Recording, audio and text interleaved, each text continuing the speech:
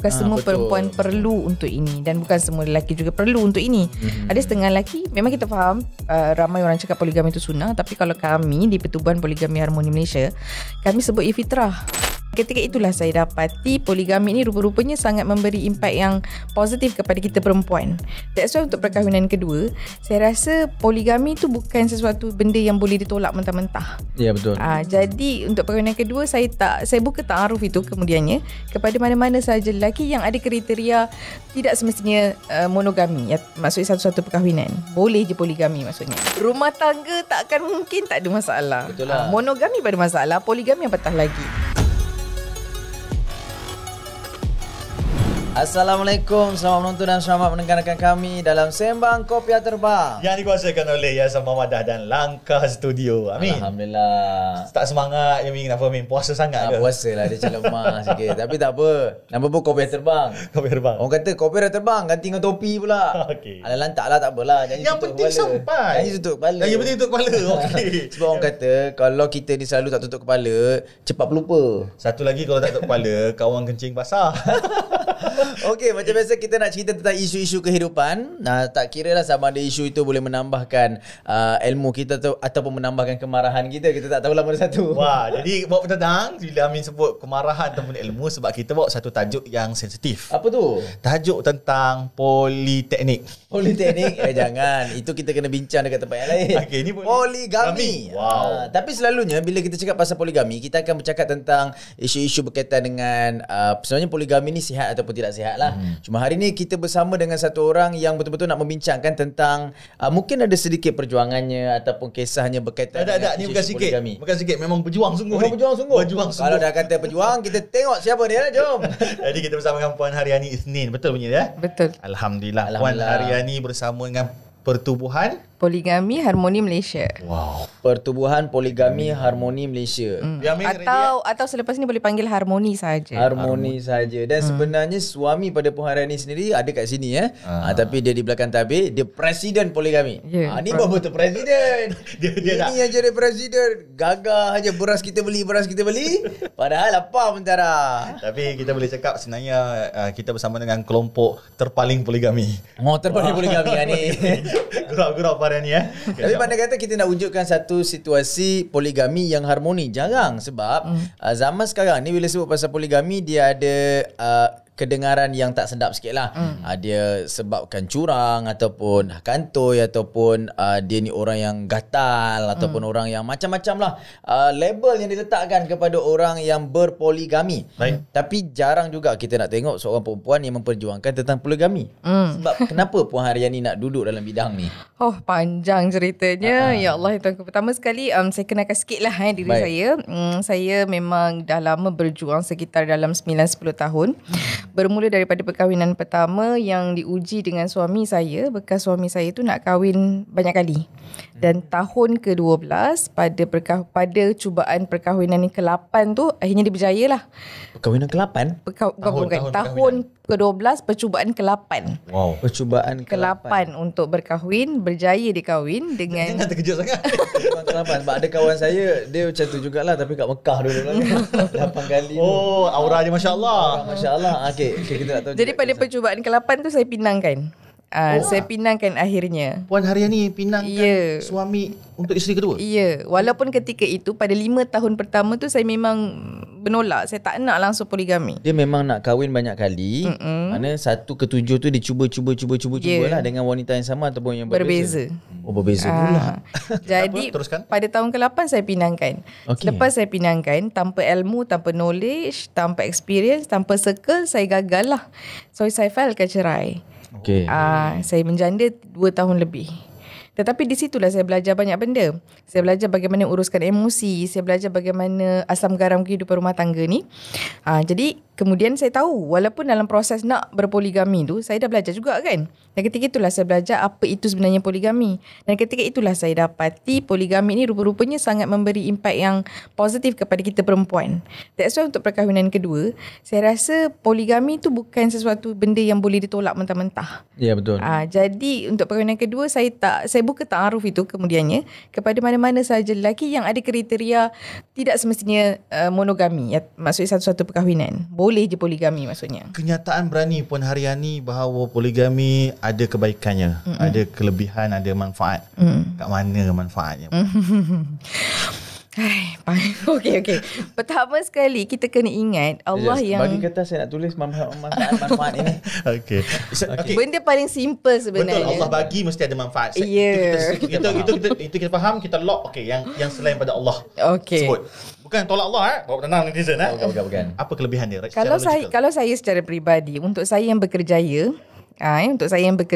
untuk saya yang memang takkan ada masa 100% untuk uruskan suami, untuk saya yang nak kerja apa itu taat. Hadis Nabi kata kita kena taat perintah suami selagi tak langgar syariat, tapi untuk taat itu satu perkara yang sangat sukar dilakukan. Jadi untuk saya yang faham perasaan untuk bertabah nak taat tu, saya rasa macam kalaulah suami tu boleh disabkan kepada orang lain, kalaulah suami boleh dikeluarkan sekejap daripada rumah saya sementara saya nak menguruskan jiwa dan emosi saya, ketika itu why not saya sabkan. Saya ada sahabat saya, dia lahir daripada keluarga berpoligami. Ayah dia kahwin 2. Jadi mak dia kata tak jadi masalah untuk ayah dia berkahwin satu lagi. Sebab dia lebih suka kalau waktu bila ayah dia ada kat rumah, mak dia tu akan jadi macam bersungguh-sungguh nak layan ayah dia. Dia sampai macam selalunya 2 hari kemudian ayah dia akan keluar pergi ke rumah isteri lain, dan selalunya situasi macam tu lah yang mak dia suka. Mak dia jadi tak boleh tengok suami hari-hari macam tu. Kalau tengok hari-hari dia jadi macam tak best. So kalau jarang-jarang jumpa and then dia datang tu, dia memang layan sungguh-sungguh dengan makan minum, dengan kecantikan dan sebagainya, dan itulah yang dia terdidik daripada kecil. Ada juga yang macam tu juga, Mat. Maksudnya Puan boleh kita kata, Piamin, Puan boleh kita kata macam bila ada isteri kedua ni kita ada me time kita. Ya. Kita akan dapat masa kita contohlah kalau tadi saya sebut tentang kerjaya kan, kita wanita juga konon-konon nak sama taraf dalam kerjayanya dengan lelaki. Jadi tetapi kita pun tak boleh nafikan keperluan emosi, keperluan jiwa, keperluan fitrah kita nak menjadi seorang ibu juga yang baik. Betul. Juga seorang isteri yang baik. Dan masa yang ada tu berapa banyak. Tak mungkin kita boleh uruskan semua sekali. Jadi untuk saya rasa dengan tak adanya suami pada hari itu, dapatlah saya fokus kepada perkara yang ada yang tinggal. Contoh anak, kerjaya, rumah tangga tanpa suami. Satu lagi kita kena ingat, suami ni kadang arahannya mudah je. Contoh macam abang nak air segelas. Tetapi untuk seorang wanita yang sibuk kerja, penat dan sebagainya, segelas air nak bagi pada suami tu susah tak? Berat. Susah abang, saya penat kerja daripada pagi sampai petang, dan abang nak minta air segelas, abang tak boleh jalan ke sendiri? So ayat-ayat macam ni ayat yang simple tetapi menyakiti hati suami pada dasarnya. Jadi kita kalau boleh tak nak benda ni berlaku. Taklah saya sampai dalam situasi menghambakan diri untuk suami, tidak sama sekali. Tetapi kalau boleh kita nak jadi seperti yang Allah kata dalam Quran, kita nak jadi isteri yang menenangkan dan menyenangkan hati suami itu, apa salahnya? Saya nak challenge Puan berkaitan tentang sub tadi kan. Bila mana isteri ada isteri kedua, ketiga, maka tugas tanggungjawab bukan pengabaian pelayanan kepada suami itu, pelayanan pada suami itu boleh disabkan lah. Okey. Bukankah bila ada subkontraktor bererti ketidakmampanan dan ketidakupayaan main kontraktor? Jadi kalau ada perempuan keluar sana, saya ni biar saya tak payah ada sub, saya boleh uruskan semua. Macam mana Puan nak bermaksud kita rasa diri kita seolah-olah gagal menguruskan rumah tangga kalau kita ada sub. Tidak semestinya. Sebab kita kena faham juga nature seorang wanita tu, kalau kita kembalikan kepada fitrah, kita takkan mampu menguruskan dengan baik segala-galanya. Kita perlukan juga circle yang baik. Untuk menjadi seorang isteri yang baik, kita perlukan circle yang baik contohnya lah kan. Kita perlukan ilmu yang bagus, yang banyak, yang berkualiti, yang sesuai. So benda-benda tu semua kita faham dia bukan jadi macam tiba-tiba je macam tu. Jadi untuk kita menjadi seorang isteri yang berkualiti, yang seperti yang dikatakan tadi tu, kita perlu untuk ada satu fasa belajar menguruskan dengan baik. Jadi benda-benda ni semua perlukan masa lah. Sebab tu me time tu tak semestinya kita me time tu duduk rumah baring, tak ada buat apa-apa, hanya layan anak dan sebagainya. Masa itulah yang kita gunakan untuk menguruskan jiwa, menguruskan rasa, cari ilmu dan sebagainya. So tak ada masalah pun untuk kita subkan benda tu. Tak ada masalah juga kan, sebab dia boleh alternatif dalam kehidupan kita. Okey. Dan bukan semua perempuan yang perlu. Bukan semua perempuan perlu untuk ini, dan bukan semua lelaki juga perlu untuk ini.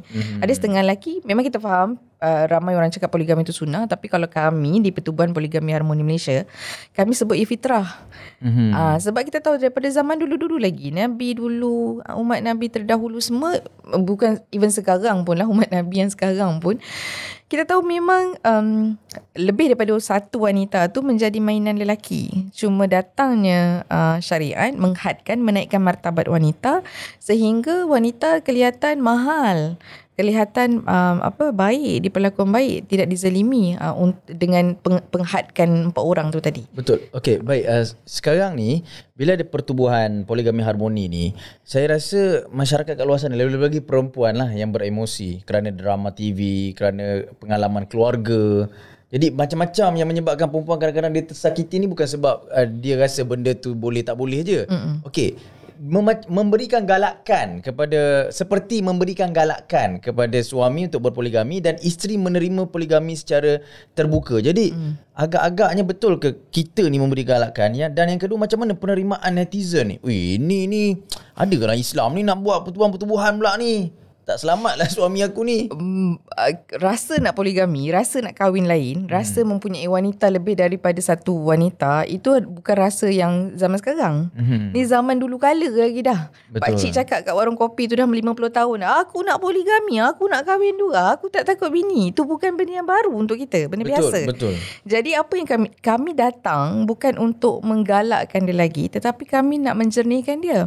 Objektif kami untuk mewujudkan satu komuniti yang berteraskan pendidikan dan kebajikan. Bagaimana nak uruskan emosi? Lelaki nak kahwin lagi, nak kahwin kan? Nak kahwin 2 kan? Oh, tiba-tiba tanya terus dia, Amin.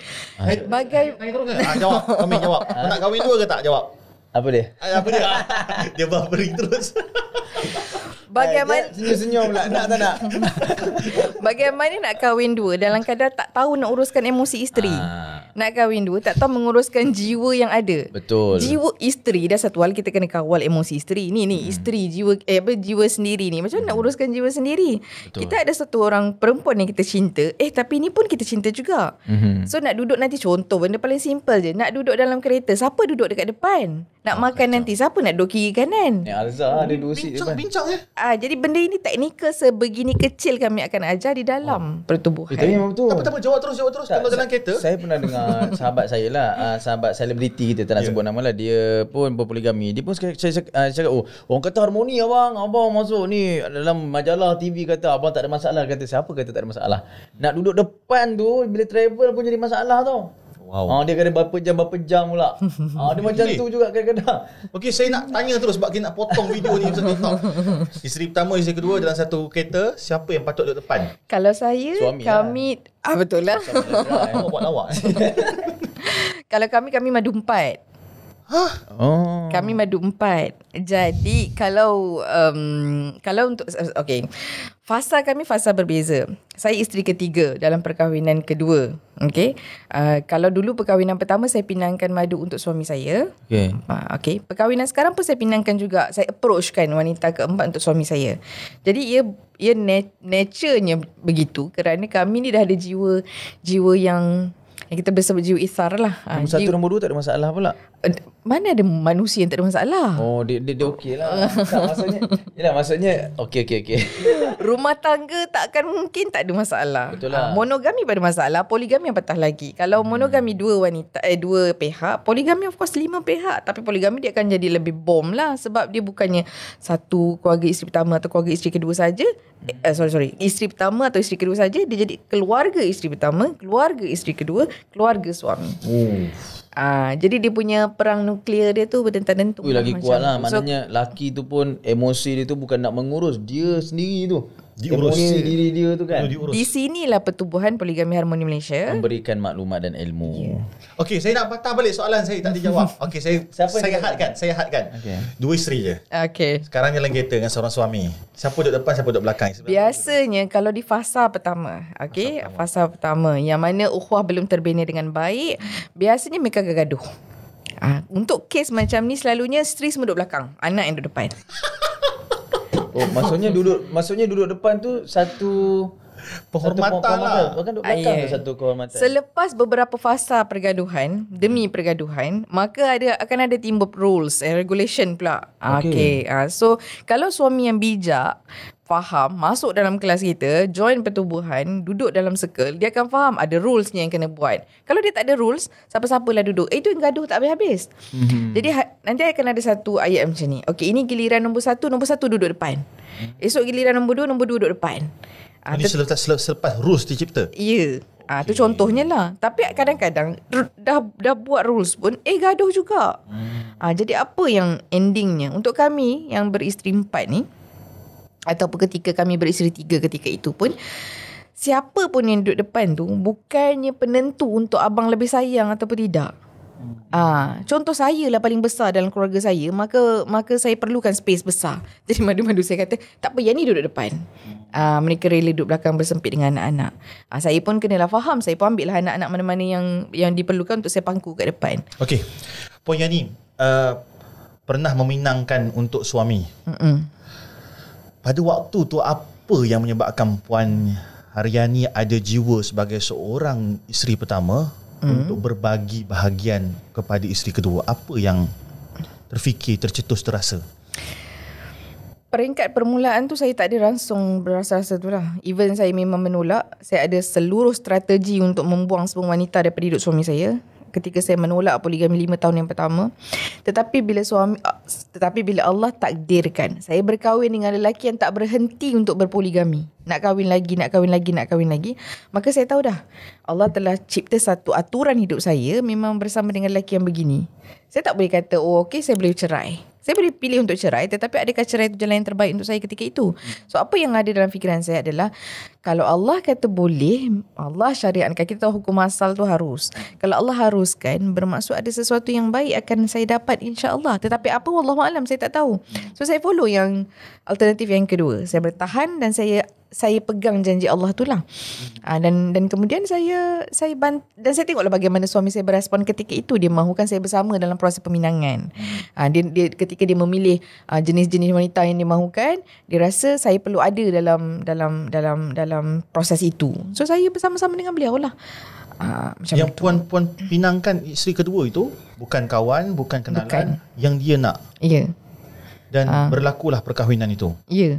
Tetapi kenapa, minta maaf, berlaku perceraian? Kerana saya tak ada ilmu, saya kurang sabar, saya tak ada circle. Akhirnya, minta maaf Puan Puan Yani daripada isteri pertama menjadi isteri ketiga pada suami orang lain. Tapi pada isteri ketiga itu lebih rasa tenang, lebih rasa baik berbanding ketika tiada ilmu dan tiada circle. Tak juga. Okey. Bila disebut tentang ni, ini biasa ayat dia macam ni. Dia menjandakan isteri dia, dan kemudian dah jadi janda, dia sibuk nak kahwin dengan lelaki orang pula. Itu biasa kan keluar statement macam tu kan. Tetapi kita kena faham dalam aturan jodoh ni, dia bukan subjektif. Jodoh ni memang eksklusif milik Allah. Allah kata ya lah, Allah kata tidak lah. Kita usaha untuk mengelak daripada berlakunya poligami. Contoh ketika saya nak ta'aruf, saya tak kata saya mesti nak poligami, saya tak kata mesti monogami. Kalau ketika itu saya nak seorang lelaki yang ada ilmu, saya nak lelaki yang ada keterampilan kepimpinan, berilmu dan beramal dengan agamanya, dan dia mesti terima anak saya. So syarat ni syarat khas yang saya letak, dan saya tak kisah mana-mana. Dan ketika ini yang datang semuanya kecuali seorang lah, semuanya adalah suami orang.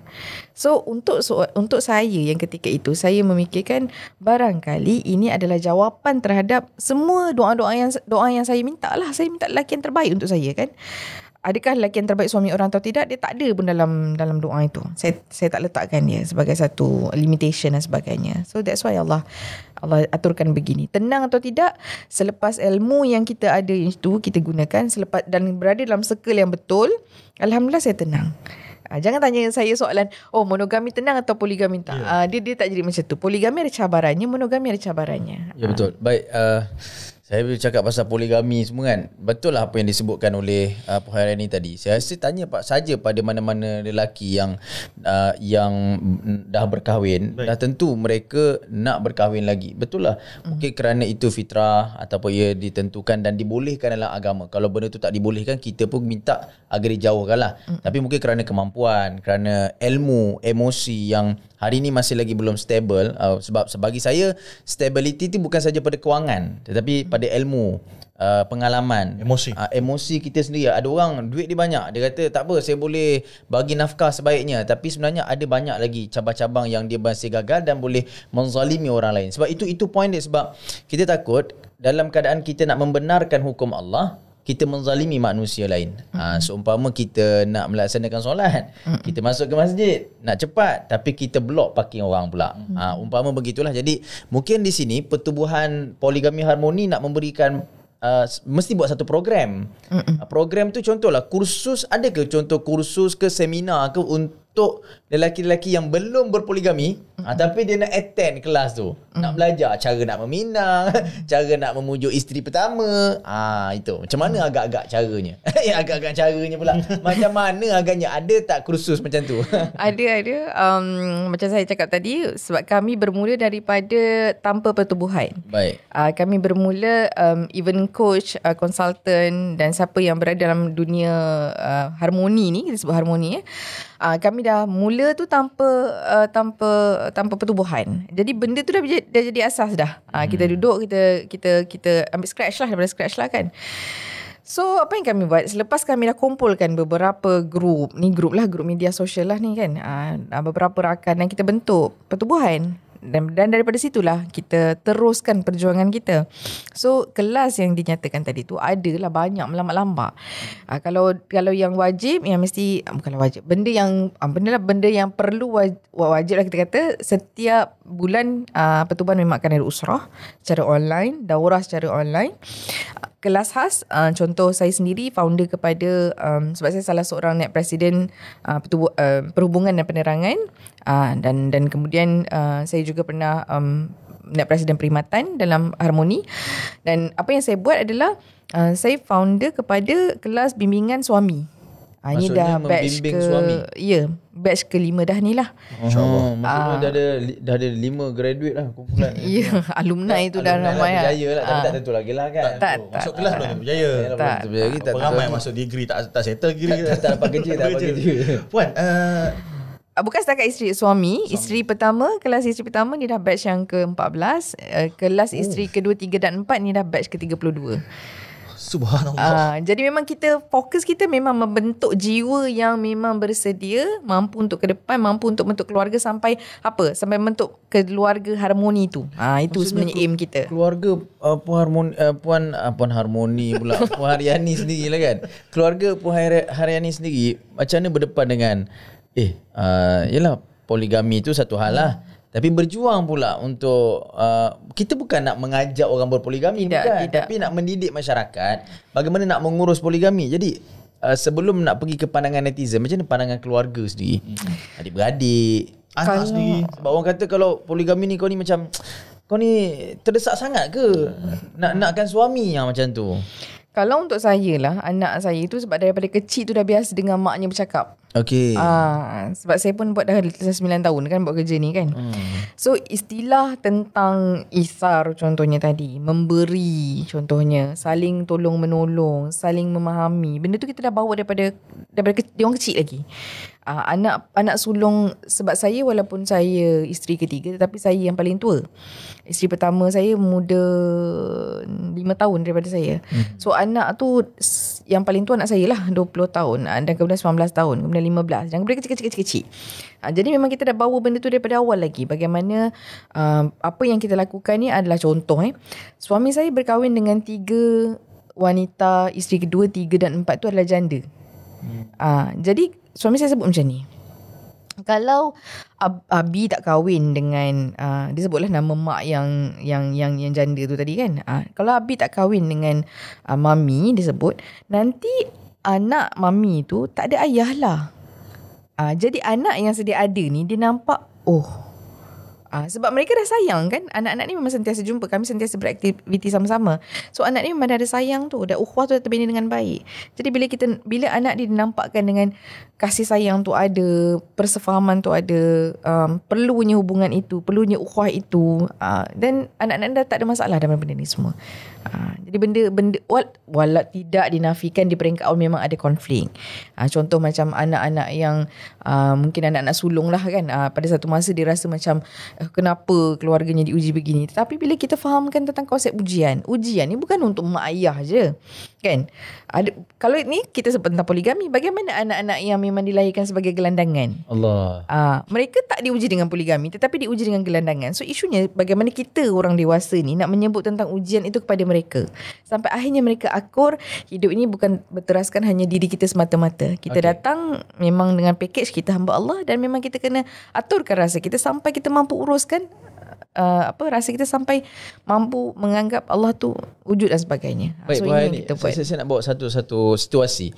Macam mana Puan Hairani nak bercakap dengan satu suami ni dalam keadaan suami ni dia berkahwin dengan isteri pertama, semua orang tahu dia ada keluarga yang bahagia, dia baik menguruskan keluarga, dan dia diuji, ataupun saya nak panggil itu diuji ke bila dia berkahwin dengan yang kedua. Dia diuji untuk berkahwin untuk kali kedua. Tapi disebabkan pandangan masyarakat, keluarga orang tak terima sebab dia berkahwin untuk kali kedua, dia sembunyikan isteri dia, dan dia kahwin yang ketiga pun sama juga. Jadi yang orang tahu dia kahwin 3, tapi yang nampak dekat bawa pergi kahwin, bawa balik kampung, bini pertama je.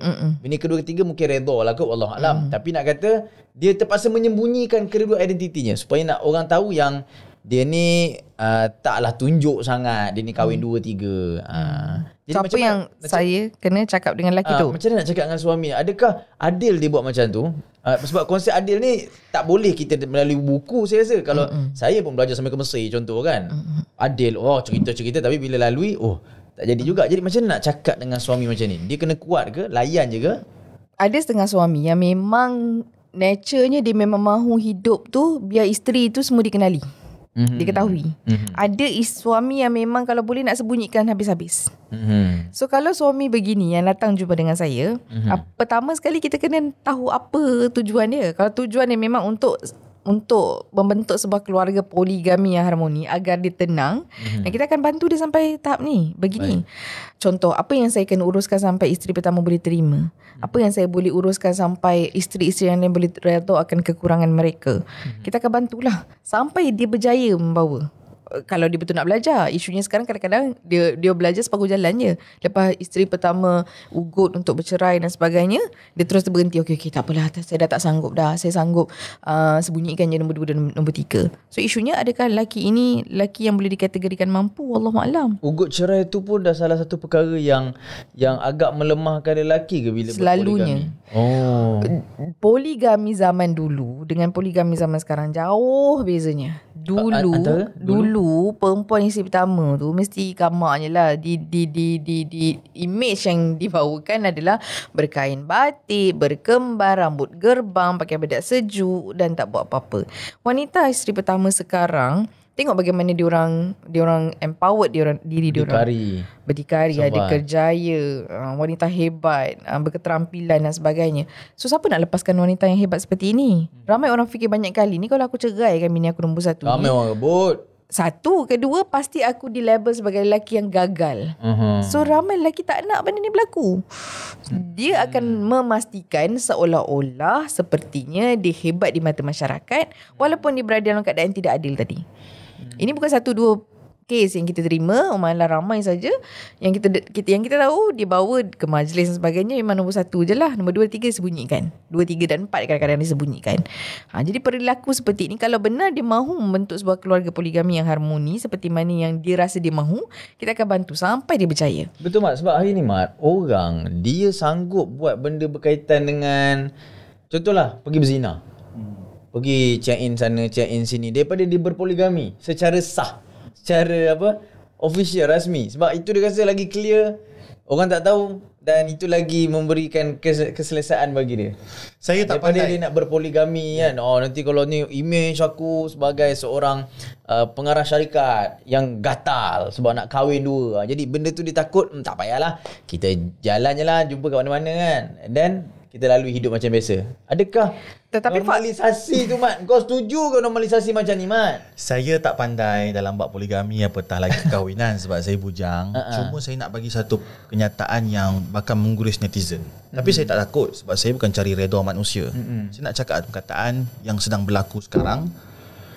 Kenapa orang yang berpoligami lebih teruk dikecam oleh masyarakat, dipulaukan, dimarahi, diserang lebih teruk berbanding orang yang ditangkap basah, yang check in, confirm berzina, buat berzina haram. Saya boleh sebut nama-nama orang ni dan kita boleh compare case to case. Sampai sekarang orang yang berzina kena tangkap basah dengan Jabatan Agama Islam masih lagi boleh meneruskan kerjaya dia, mampu lagi posting apa-apa yang dia nak. Dia tak ada rasa apa-apa pun. Rasa apa-apa pun berbanding orang yang buat secara sah, secara ikut syariat. Hanya sebab sebenarnya kamu tak suka poligami ke? Kamu apa masalah kamu? Lagi-lagi sekarang ni dia nampak watak yang berpoligami ni pula kebanyakannya watak Islamis kan, yang berjanggut seperti Rahman kan. Jadi dia ni tak kahwin tapi esok nikah kali 3 agak akan datang gitu masalah kan.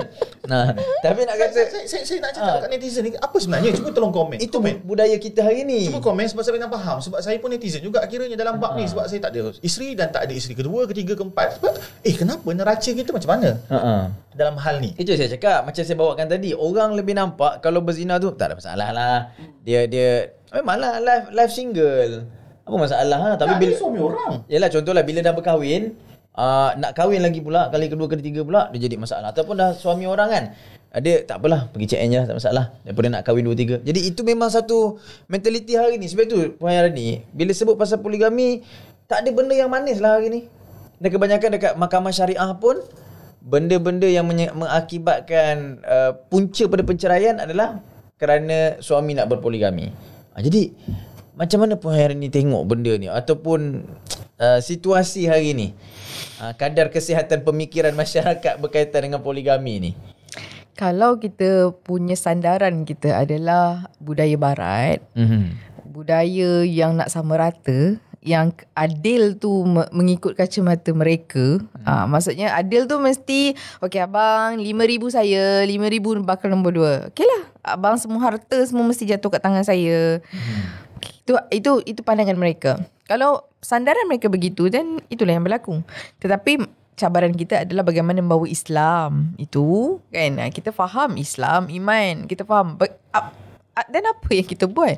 Kita percaya Allah, kita percaya Allah, tetapi Allah sebut dalam kitab tentang syariat keharusan poligami, kita sibuk pertikai kan. Kita percaya qada dan qadar, kita kata, tetapi bila suami kita telah berkahwin, abang pilih itu katanya. Bukan main berjuang lagi kan. Walhal kita tahu jodoh itu Allah dah tetapkan. Ada orang contoh adalah dulu kita pernah dengar juga, esok nak nikah, hari ni dia pergi mandi dekat pantai mana kat Kuala Terengganu tu kan. Esok nak nikah, dia pergi check in tu sebab dia memang nak menikah lah dengan kat Terengganu tu, dan dia meninggal, mati lemas di pantai tu. Ya ke? Itu sebab saya tahu tu sebab madu saya orang dekat situ lah. Ada masa tu kami ada dekat situ. Jadi yang baru ni ke? 2-3 tahun lepas kot. Jadi cakap kesiannya. Maksudnya esok nak nikah, hari ni dia mandi pantai lemas.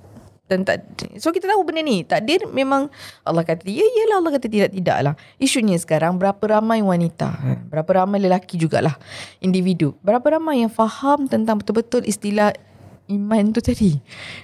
Kalau kita nak sebut tentang netizen yang berkata kan, netizen suka diorang tulis ikut suka hati mereka saja. Isunya sekarang, ketika mereka menulis, takutkah mereka dengan apa yang mereka tulis? Ketika mereka mengeluarkan pendapat, takutkah mereka dengan pendapat-pendapat mereka tu? Bukankah nanti dipertanggungjawabkan? Soalannya siapa yang nak tanggung dan siapa yang nak jawab? Jadi benda ni semua mereka akan, sebenarnya mereka tahulah sebenarnya kan. Cuma mereka je yang tak mampu untuk mengulas. Sudahnya nanti akhirnya dia punya perbahasan, ulasan dan sebagainya, patah balik lah. Oh, lelaki tak mampu, lelaki tak adil, lelaki tak sama rata dan sebagainya. Semua menyusahkan isteri. Okey, watak-watak lelaki nak berpoligami macam mana? Ada yang kata, oh lelaki yang jenis cerita gebang kat luar ni, dia takkannya. Tapi yang lelaki senyap kan. Lelaki yang tiba-tiba je kan. Lelaki saya senyap je kan. Cakap lembut je. Jadi dia kat tawar dia kat Setiawangsa pun seorang contohlah kan. Dia jenis senyap-senyap je ke memang dia punya macam mana panggil Mat? Dia punya watak dia macam tu ke? Ada ke bunga-bunga lelaki tu kalau ni kahwin dua ni. Ataupun jenis memang dia ni sibuk ke ataupun tak ada masa ke? Dia jenis macam mana lelaki yang selalu nak berkahwin dua ataupun last tuan-tuan memang ada jenis orang baka ni, dia kata memang baka dia ni baka biologi dan seksualiti dia nak kena kahwin dua. Ke tak ada dalam korang punya perbincangan? Ada juga kalau lelaki tu memang contoh bapak dia poligami, nak kata baka wallahualam, saya tak adalah study bab ni kan, tetapi kalau dia pernah duduk dalam nature keluarga poligami, dia mesti dah biasa dengan poligami, tu tak ada masalah. Okey, mungkin betul lah bapak poligami, anak poligami, insya-Allah. Tapi tidak semestinya. Ada bapa yang mencuba untuk poligami, kemudian dia meninggalkan trauma kepada anak-anak. Okey. Okey, dan dia takkan poligami dan dia akan membenci poligami. Bukan kita sebut lelaki fitrah poligami, tetapi bukan semua lelaki perlu poligami. Malah ramai je yang membenci poligami, membenci wanita atau lelaki yang nak berpoligami. Kes yang kami jumpa, seorang ustaz belajar di Mesir, tak silap saya, baru balik jumpa dengan saya. Kak, wallahi saya benci seorang lelaki yang berpoligami. Saya anggap lelaki yang berpoligami tidak setia dan tak akan menghormati wanita. Jadi saya benci dengan lelaki begini. Allah balikkan hatinya. Tiba-tiba satu hari dia rasa dia nak berkahwin dua. Dan dia tahu dia tak mampu. Dia jemput saya datang rumah. Rumah dia tu rumah kampung separuh nak runtuh. Rumah kampung separuh nak runtuh. Belajar Mesir, benci poligami awalnya. Kau Amin kan? Cerita pasal kau ni kan? Bukan. Rumah saya dua-dua runtuh. Tak ada separuh-separuh. Jadi maksudnya nak cakap ni dari segi nafkah lah, kalau nak bagi nafkah kan, dari segi pendapatan dan sebagainya, dia tahu dia tak mampu, tetapi jiwa dia betul-betul rasa nak poligami. Kak, saya dah tak boleh tahan. Saya memang rasa kalau ada calon sekarang juga saya nak kahwin. Ketika itu apa isu sebab kita kena maksudnya isu seorang lelaki yang dia kena kahwin dua juga. Sebab isteri dia okey, bekerja, jaga anak elok, nafkah batin semua dipenuhi. Ataupun memang ada isu-isu lain? Sebab tu kita kata Rahmat Tan jadi kerana baka ke? Tak, dia tak ada sebab. Dia tak ada sebab. Oh, tak ada? Tak ada. Kalau kita apa yang kita nampak, okey, contoh isteri tak beranak, dia nak kahwin lagi. Ada ramai isteri yang ada anak kahwin lagi kan? Betul. Isteri tak mampu menafkahi di tempat tidur lah, kurang layanannya. Ramai je isteri yang tip top tapi kemudian suaminya kahwin lagi. Isteri hodoh dan sebagainya. Ramai je perempuan isteri pertama cantik-cantik, suaminya kahwin lagi. Betul. Apa lagi? Tak ada isu sebenarnya. Sebab tu. Jadi dia bukan sebab, itu semua alasan. Alasan yang sebab selalu orang kalau poligami orang tanya kenapa nak poligami. Itu soalan pertama yang orang tanya. Kenapa nak kahwin lain? Kenapa isteri dah tak cantik ke? Apa kurangnya isteri tu? Soalan ini perlu dijawab oleh mereka kan? Betul. Jadi bila soalan perlu dijawab, maka mereka mencari apa aku nak jawab. Apa aku nak jawab. Jadi tak ada jawapan sebenarnya. Bila kita faham, dia nak lah. Sebab tu dia nak kahwin. Dan lelaki yang separuh-separuh nak ni, contoh macam nak kahwin, nak tapi kita tak suruh pun orang macam ni nak kahwin. Jangan kahwin, barangkali dia menzalimi, barangkali dia jatuh haram. Saya Kak Yani, ada orang yang nak sangat dengan saya. Saya ustaz kan, baik dan sebagainya. Seorang wanita pinang saya untuk jadi isteri nombor 2. Kan ramai juga ustaz kan yang begitu kan. Tiba-tiba tunjuk. Jadi orang-orang yang begini, kita faham nature-nya dia dipinang oleh wanita lain. Tetapi bila sebab okey kahwinlah ustaz. Oh, saya tak mampu. Saya tahu saya takkan mampu menguruskan isteri saya macam ni. Betul. So untuk orang seperti ini, mungkin wallahualam, saya bukan ahlinya yang boleh bercakap, tetapi dia tidak mampu, dia rasa dia tidak mampu, itu dah jatuh haram untuk dia poligami. Jadi bukan semua lelaki yang boleh begini, tetapi nak poligami teringin. Teringin. Ada sahabat saya, kita sahabat saya lah, dia kata apa, dia ustaz, dia kata kalaulah tidak menjadi fitnah kepada agama, sekiranya seorang ustaz itu berkahwin lain, dia dah kahwin lain. Maksudnya kalaulah tak jatuh fitnah kepada seorang ustaz untuk berpoligami untuk mencari isterinya madu, dia dah kahwin lain dah. Tapi hari ni bila seorang ustaz, contohlah kita panggil jenama ustaz lah, bila berkahwin ataupun melangsungkan perkahwinan kedua, jadi macam-macam. Gila seks lah, hidup kau ni tak puas lah, penunggang agama. Jadi dia akan memberi, dia okey, dia pun tak layan pun komen netizen, tapi dia akan memberikan fitnah kepada agama, kepada label-label agama. Jadi benda-benda tu yang rasanya macam menyebabkan orang sanggup tak payahlah, tak payah poligami lah. Poligami ni tak elok lah. Jadi macam mana agaknya pandangan Puan Hairani? Sebab tu kita perlukan lelaki yang benar-benar lelaki dalam hal ni. Lelaki yang benar-benar lelaki. Okey, menarik. Lelaki nak poligami, lepas tu takut. Lelaki yang nak poligami, lepas tu melatah. Contoh, dia nak poligami, tapi dia tak tahu nak uruskan jiwa dia. Kan? Bila netizen condemn dia, koyak. Macam mana nak kahwin dua? Lepas tu kena ugut sikit, ceraikan isteri. Ceraikan dua-dua isteri. Ke ramai yang macam ni. Lepas tu dah poligami, tak tahu nak uruskan. Lepas tu menzalimi isteri. Contoh pukul, katalah gaduh-gaduh pukul isteri. Sebab koyak lah tadi. So benda-benda seperti ini, kita tak perlukan lelaki begini untuk berpoligami. Tak bijak satu lagi. Dah nak kahwin. Nak kahwin lah. Saya selalu cakap, nak kahwin lah. Memang harus pun seorang lelaki kahwin dua. Tetapi dah kahwin tu cuba bijak sikit. Kalau duduk depan seorang wanita kan, kenalah tahu, ni wanita yang aku cinta, ni isteri aku pun aku cinta juga. So uruskan jiwa tu sampai isteri-isteri tu rasa memang suami aku telah bersedia untuk berpoligami. Ini pandangan pun tak mampu nak diuruskan dengan baik kan. Macam tadi kata simple kan, duduk makan sebelah, bersuap-suap lah dengan isteri baru tadi tu kan. Isteri lama tengok je kan. Apa perasaan isteri pertama? Kalaupun tak di depan mata, dimasukkan pula ke media sosial contohnya. Betul zaman sekarang. Jadi bagaimana kita nak kata lelaki ni mampu berpoligami? Bagaimana karakter ketegasan lah perlu. Tapi soalnya tegas yang macam mana? Adakah pukul isteri kita boleh katakan tegas? Tak juga. Jadi kita nak lelaki yang kawam ni. Lelaki yang betul-betul yang mampu melahir. Okay, dia bukan lahir tiba-tiba lah. Maksudnya dia kena bentuk sifat tu. Aku tak mampu uruskan dua wanita, dan aku kena belajar bagaimana uruskan dua wanita. Aku tak mampu berlaku adil, dan aku kena faham apa konsep adil mengikut isteri aku.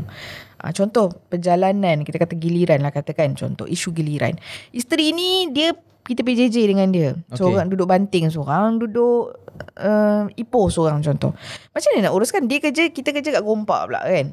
Tu kerja kat Gombak, habis Ipoh nak balik ke seorang satu-satu macam tu? Tak mungkin lah. Jadi adil untuk keluarga ini bukannya satu-satu. Giliran itu. Ya, adil dalam keluarga ni mungkin dia kena bincang lah. Isteri yang Ipoh tu mungkin seminggu sekali saja, tapi bila balik dapat 2 atau 3 hari giliran.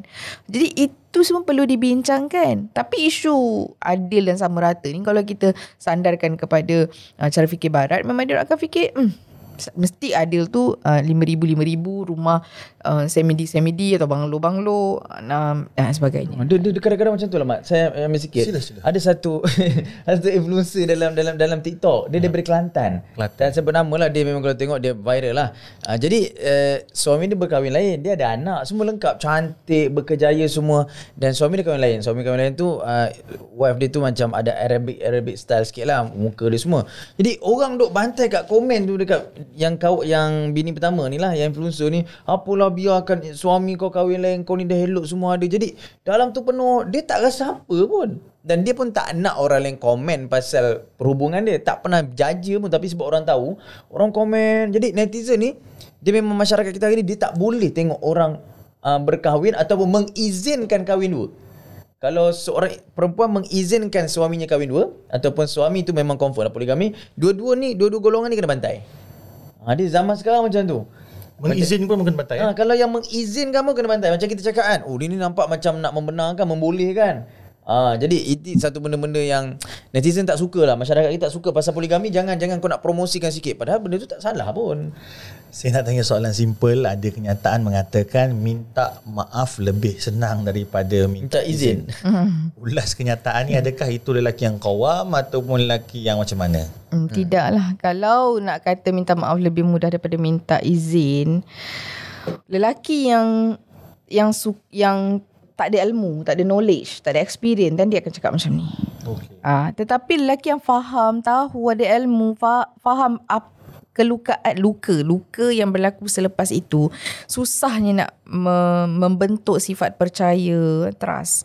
Sukarnya untuk bentuk ni semua. Memang dia akan faham lah, dia takkan buat lah benda ni. Tapi isunya dia akan dengan mudah cakap, alah kahwin je lah, apa tu minta lah maaf. Bermaksud dia berada dalam circle itu, circle yang kata kahwin je lah dulu, lepas tu minta maaf.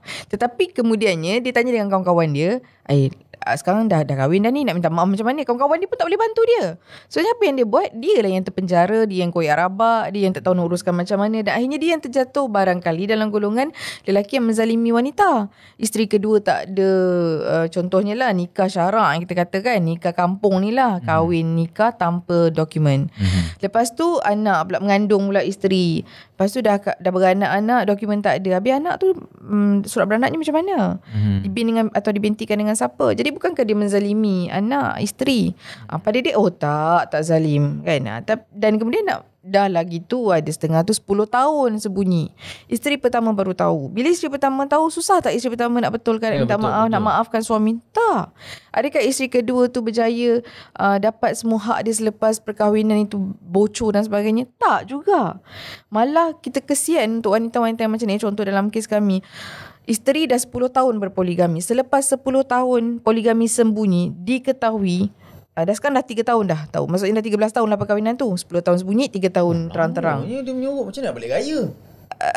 Pandai lah lelaki. Kalau dia kan pandai lah dia buat. Kau tahu kan? Macam mana balik raya? Selepas tu, beli baju anak sekolah. Ya. Lepas tu 3 tahun dia tahu ni. Ingat kan isteri kedua kan dapat giliran dengan baik kan? Ingat kan suami boleh beri giliran yang baik? Boleh jalan berdapik dada, ada 2 isteri? Tak.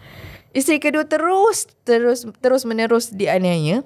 Isteri pertama marah habis-habis, ugut habis-habis, bantai dan sebagainya. Bukanlah bantai fizikal, bantai emosi lah.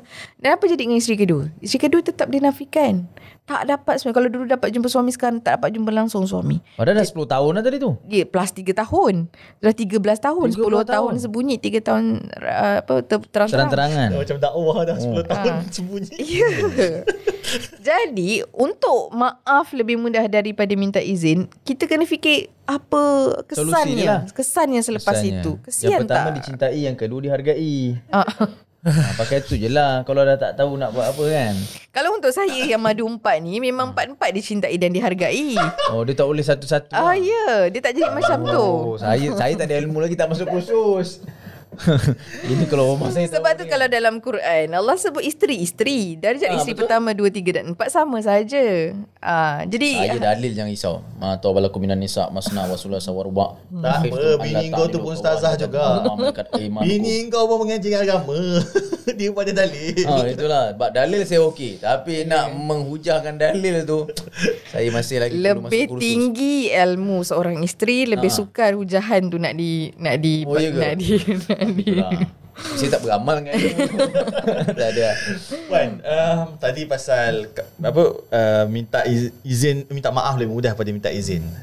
Saya nak tengok pula trend satu yang kedua adalah banyak isteri kedua bila dia dah kahwin dengan suami tu, isteri pertama pula isteri pertama pula dah lah boleh bagilah kan, bagilah bahagian dia. Isteri kedua ni pula lebih-lebih.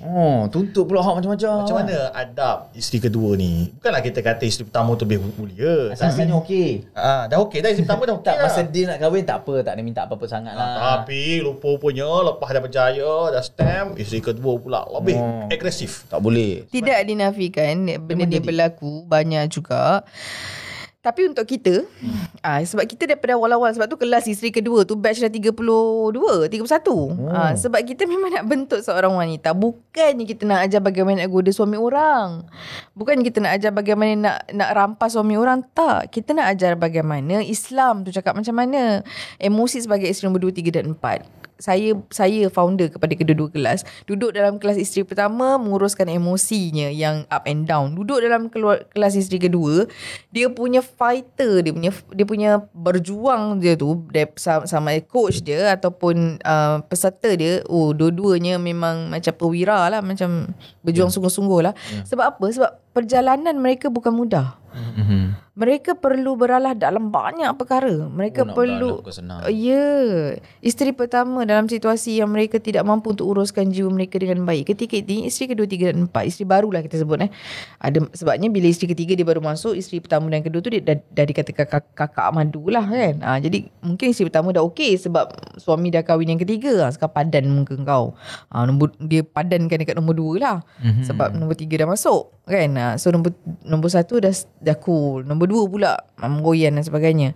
So isteri baru ni dia perlu membawa satu konsep.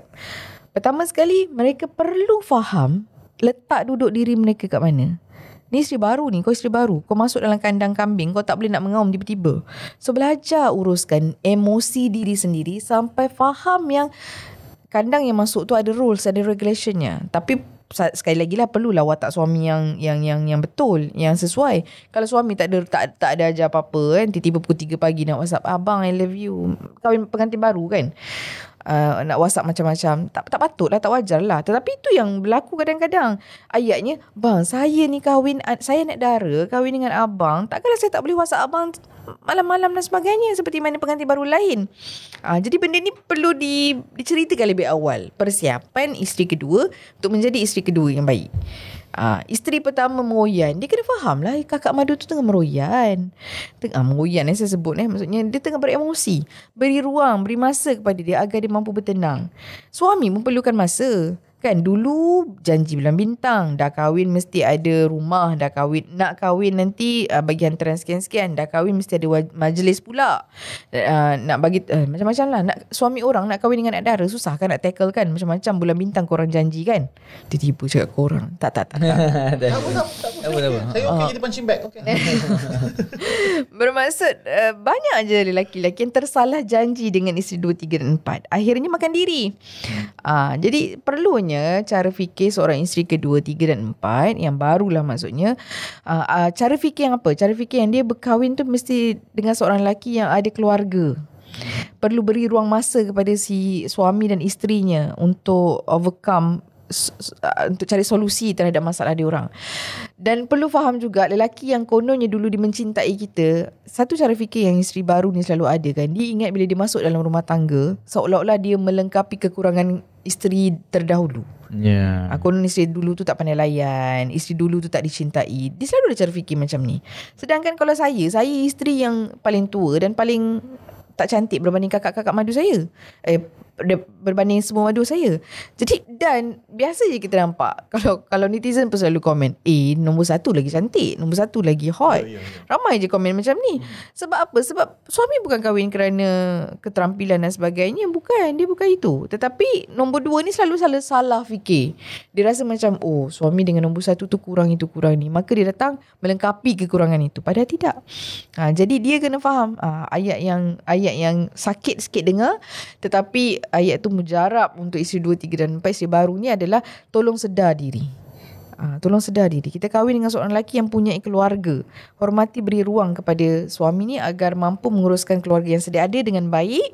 Dan insya-Allah selepas beberapa ketika rumah tangga tu akan berjaya di-align dengan baik. Saya rasa ayat tadi cukup hebat kerana diungkapkan oleh Puan Yani yang merupakan bekas isteri pertama, sekarang pula menjadi isteri ketiga. Tolong sedar diri bahawa lelaki ni ada keluarga, kamu masuk dalam hidup dia.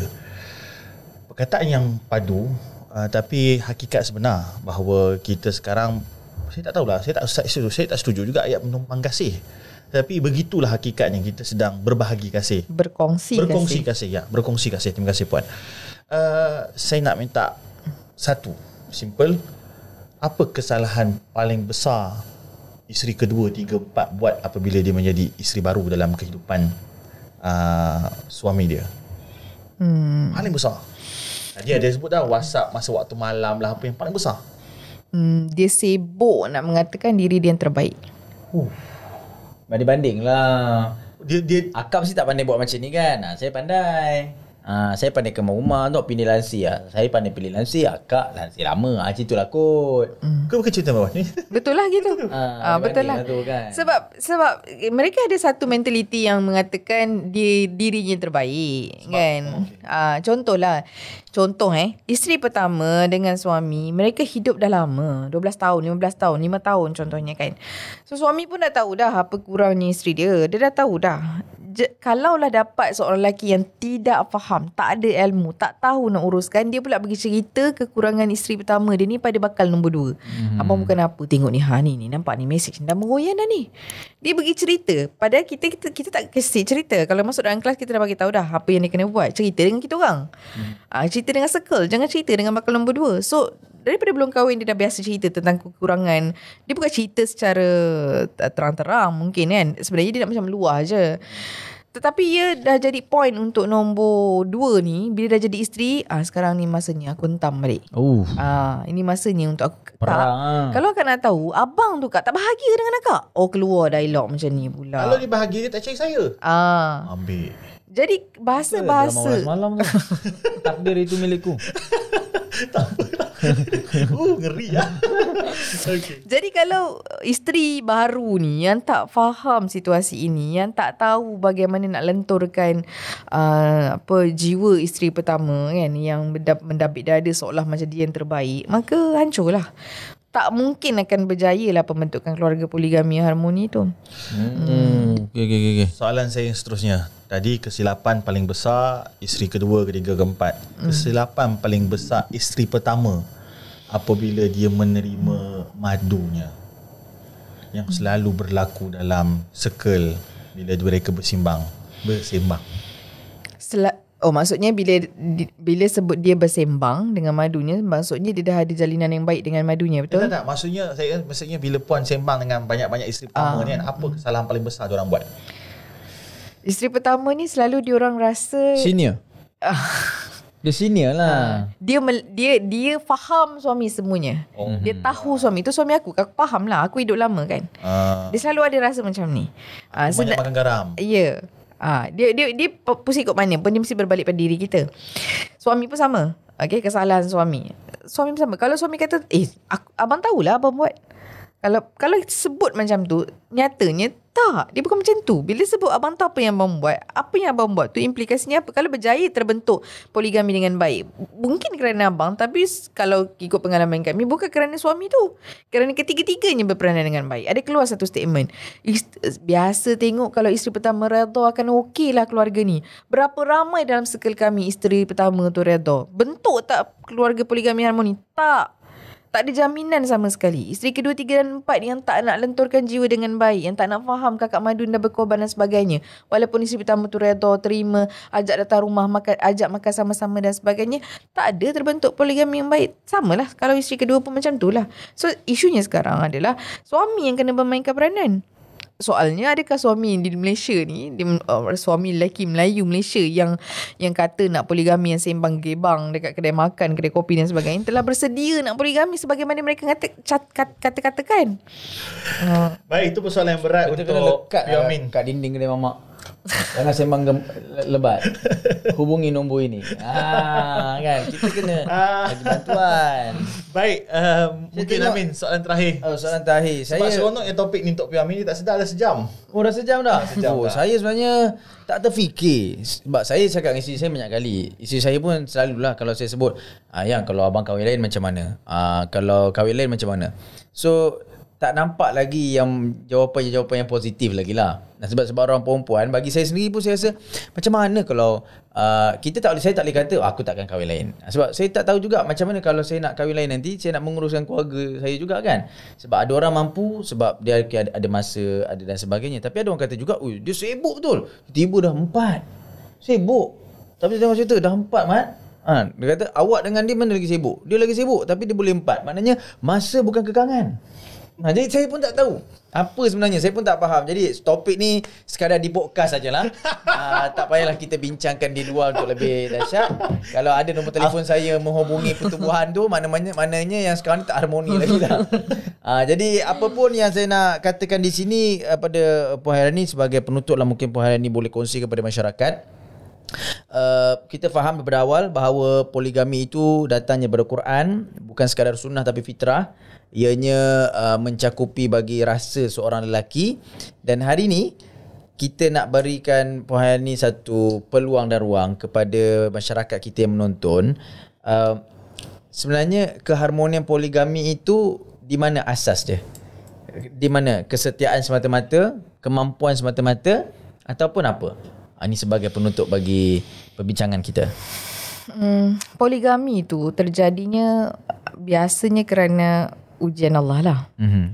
Okay. Dia ada orang macam-macam cakap kan, kerana isteri lah, kurang isteri lah, lelaki lebih seks lah dan sebagainya. Tak. Dia bukan jadi macam tu. Allah uji kau ada seks yang bagus ke, kau ada duit yang bagus ke, kau ada masa yang bagus ke.